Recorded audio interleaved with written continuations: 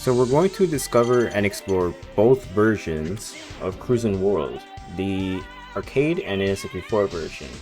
What you're seeing here is the arcade version being played on MAME, and the controls are really simple. You got the physical steering wheel, a gas and brake pedal, a shifter for manual transmission, view buttons 1, 2, 3 for the camera, a radio button, and a start button so you can start the game after you put coins in. I have a steering wheel, but for whatever reason it's not working, so I'm using my controller to play. The best feature about this game is how you can play up to 4 players, 4 cabinets, and they're all linked up together side by side at the arcades. But the gameplay overall is pretty self-explanatory. You have tricks, you got wheelies. So if you do a wheelie off a ramp, you'll do a flip trick in the air. Or you can do a side spin trick or a barrel roll. The best thing so far about the arcade version is how there are events within the stage. Like something will happen in the game when you reach a specific area of the track. For example, the NYPD crossing the bridge and it just magically disappears. But there's more of that in the game.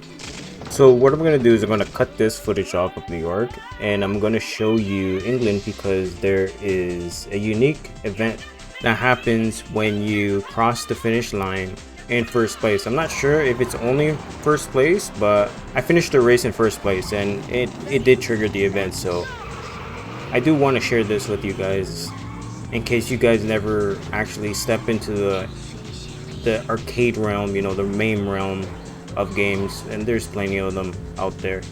Cruis'n World, the arcade version, I do like the aesthetics of it. There's very small details in each map.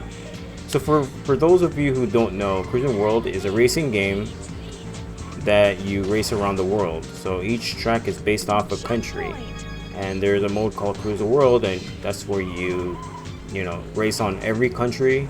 For whatever reason, you stop at Florida and an event happens. Anyways, the controls for Cruis'n World in the arcade version is pretty good.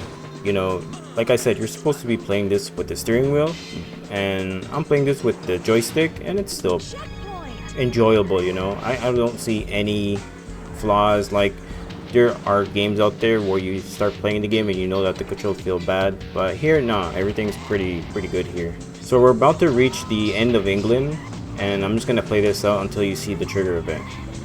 So check it out.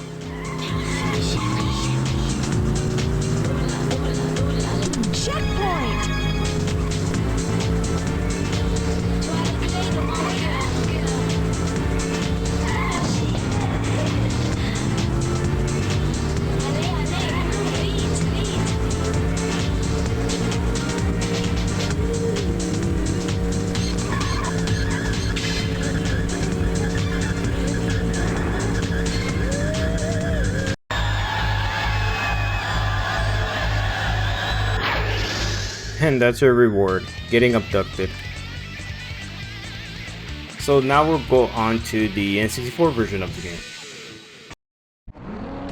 Now straight off the bat, you could tell that the girl waving the flag is compressed, as well as the dancing girl when you finish in first place.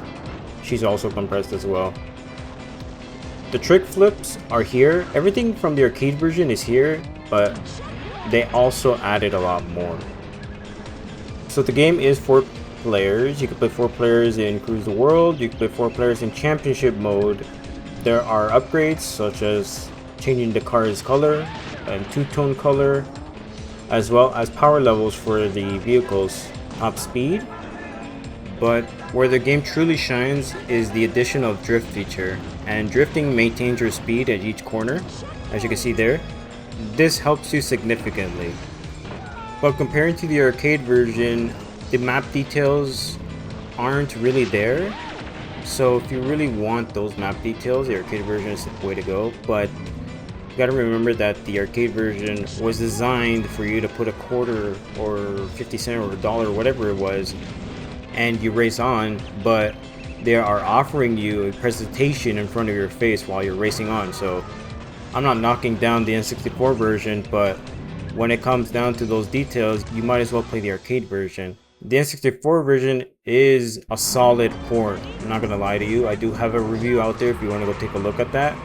But over here, we're just exploring the game itself, comparing to the arcade version. And as you can see, it's almost 1-to-1. Just very small details are different. Like, for example, the music in this game is more compressed comparing to the arcade version. The textures are more compressed comparing to the arcade version as well. There are some changes within the music from the arcade version and additional music on top of that.